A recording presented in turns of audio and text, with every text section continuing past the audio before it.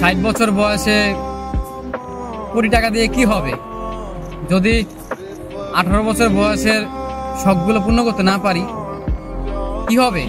শেষ মুহূর্তে 100 কোটি টাকা কামিয়ে কি হবে? তখন তো আর বেঁচেই থাকবো না। এখন এই বয়সের শখগুলো যদি পূর্ণ করতে না পারে, ছেলে মানুষ বয়স 18 হওয়ার পরই সে বাস্তবতা শিখে যায়, সে পরিস্থিতি বুঝে নিতে শিখে যায়। দায়িত্ব কি জিনিস তাকে শিখাতে হয় না, এমনিতেই বুঝে যায়। 18 বছরের পর একটা ছেলে বেকার থাকার যে কি যন্ত্রণা সেটা কেউ বুঝবে না। একটা ছেলে মানুষ বেকার, একটা ছেলে মানুষ ইনকাম করতে পারে না, এই কষ্টটা কেউ কখনো বুঝবে না। প্রত্যেকটা মানুষ তাকে ভুল বুঝবে।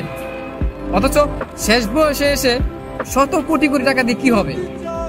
আমার এই 18 বছর বয়সের যে স্বপ্নগুলো, যেই শখ আহ্লাদগুলো, আমি তো সেইগুলোই পূর্ণ করতে পারলাম না।